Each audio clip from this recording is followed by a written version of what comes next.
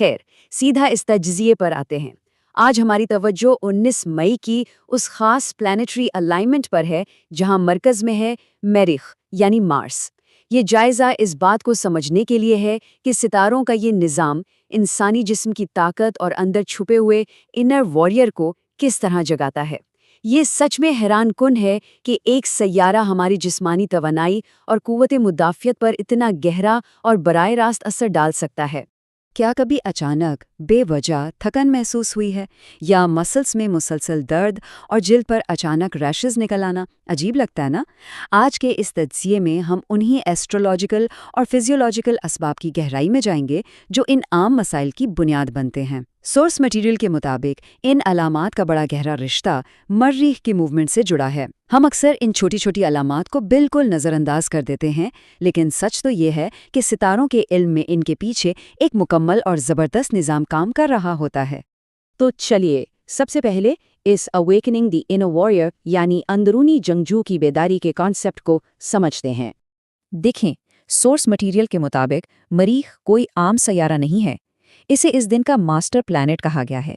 اسے جسم کے خون اور پٹھوں کا سب سے بڑا اور آخری محافظ مانا جاتا ہے، یعنی انسانی طاقت کی بالکل اساسی بنیاد۔ یہ صرف خون اور مسلز کی حفاظت نہیں کرتا، بلکہ اس اندرونی جنگجو کو جگاتا ہے جو ہر انسان کے اندر کہیں نہ کہیں ضرور موجود ہے۔ اگر جسم کو فولاد جیسا مضبوط بنانے کا ارادہ ہو تو مریخ کی اس بے پناہ توانائی کو سمجھنا لازمی ہو جاتا ہے۔ یہ صرف جسمانی طاقت نہیں ہے، یہ ایک مکمل جسمانی حفاظت کا کانسیپٹ ہے، جہاں اپنا ہی خون اور پٹھے ایک مضبوط ڈھال بن جاتے ہیں۔ اب آتے ہیں اگلے اہم پہلو کی طرف، مینیجنگ ہیٹ اینڈ انفلیمیشن، یعنی جسم کی گرمی اور سوزش پر قابو پانا۔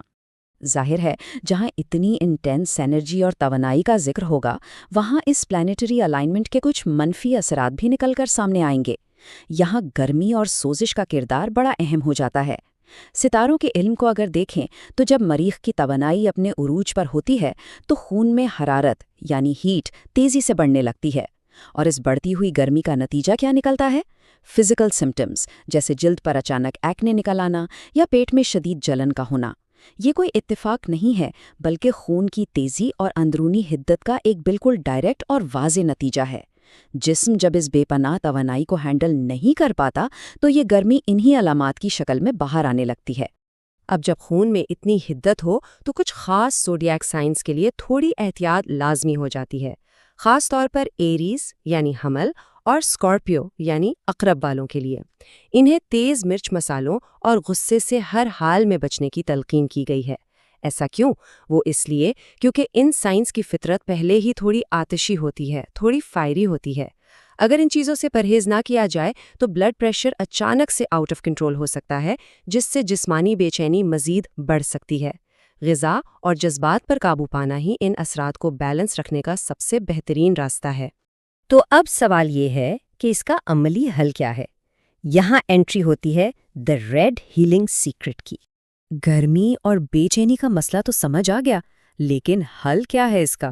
ایک طرف تو نیگیٹو انرجی، اندرونی گرمی، غصہ اور ٹاکسنز جسم کو نقصان پہنچا رہے ہیں، اور دوسری طرف ان کا ایک بہترین بالکل نیچرل غذائی حل موجود ہے، سرخ رنگ کی شفا بخش غذائیں۔ سورسز واضح کرتی ہے کہ آئرن سے بھرپور چقندر یعنی بیٹ روٹ کا جوس اور انار کا استعمال جگر اور خون کو مکمل طور پر ڈی ٹاکسیفائی کرنے میں کسی جادو سے کم نہیں۔ یہ سرخ غذائیں جسم کے اندر ایک زبردست کولنگ ایفیکٹ پیدا کرتی ہیں۔ یہ زہریلے مواد کو جسم سے فلش آؤٹ کرتی ہیں اور خون بالکل صاف اور پاکیزہ ہو جاتا ہے۔ اس شفا بخش عمل کو مزید آسان بناتے ہوئے ستاروں کی جانب سے ایک بڑا ہی سمپل سا پوسٹ میل ریچول تجویز کیا گیا ہے۔ عمل واقعی بہت آسان ہے۔ کھانا ختم کرنے کے بعد تھوڑی سی سونف اور تھوڑا سا گڑ یعنی جیگری کھانے کی عادت بنا لینی چاہیے۔ یہ لگتا تو ایک چھوٹا سا قدم ہے، لیکن یہ فطری طور پر جسم میں آئرن کی مقدار اور ہیموگلوبن کو زبردست طریقے سے بوسٹ کرتا ہے۔ یہ نہ صرف ہضمے کو بہترین بناتا ہے، بلکہ خون کی صحت اور پاکیزگی کے لیے ایک نہایت آسان نسخہ ہے۔ سچ ہے نا؟ چھوٹی چھوٹی عادات آخرکار کتنے بڑے اور مثبت نتائج پیدا کرتی ہیں۔ خزاں کی بات ہوگی۔ اب چلتے ہیں اگلے حصے پر، چینلنگ انرجی تھرو ایکشن۔ کیونکہ مریخ یعنی مارس موومنٹ اور ایکشن کا مالک ہے، اس لیے اس جمی ہوئی گرمی اور توانائی کو جسم سے نکالنے کے لیے فزیکل موومنٹ بالکل لازمی ہے۔ اسے ہم مارس تھراپی کہہ سکتے ہیں۔ سستی کو تو بالکل چھوڑنا ہوگا، چاہے وہ فزیکل ایکسرسائز ہو، جم میں ہیوی ورک آؤٹ ہو یا پھر بس ایک تیز واک پر نکل جانا ہو۔ سب سے اہم نقطہ یہاں یہ ہے کہ پسینہ نکلنا یعنی سویٹنگ وہ بنیادی ذریعہ ہے جس سے مریخ کی ساری نیگیٹو انرجی جسم سے باہر نکل جاتی ہے۔ اس انرجی کو اندر دبا کر رکھنے کے بجائے جب اسے حرکت میں لایا جاتا ہے تو اس کا بالکل واضح نتیجہ ایک مضبوط اور شفاف مسکولر سسٹم کی شکل میں نکلتا ہے۔ کمال کی بات ہے نا؟ اور اس سب کے بعد ہم آتے ہیں اس تجزیے کے آخری حصے پر، اچیونگ ٹرو واریر اسٹرینتھ۔ جو غذائی اور جسمانی اصول ابھی ہم نے ڈسکس کیے ہیں، جب وہ آپس میں ملتے ہیں تو ایک ایسی توانائی وجود میں آتی ہے جو سچ میں انسانی جسم کو فولاد بنا سکتی ہے۔ سورس اس پوری وضاحت کو ایک بہت ہی گہری سوچ کے ساتھ سمیٹتی ہے۔ ایک طاقتور اور پاکیزہ جسم ہی ہر میدان میں جیت دلا سکتا ہے۔ یہ صرف جسمانی طاقت کی نہیں بلکہ کردار اور جسم دونوں کی پختگی کی بات ہے۔ تو ان ساری معلومات کی روشنی میں سوال یہ پیدا ہوتا ہے کہ کیا ہم اپنی توانائی کو درست سمت میں چینل کر رہے ہیں، اور خون کی حفاظت اور پاکیزگی کے اس آسان سے ریچول کو آج سے ہی اپنی زندگی کا حصہ کیسے بنایا جا سکتا ہے؟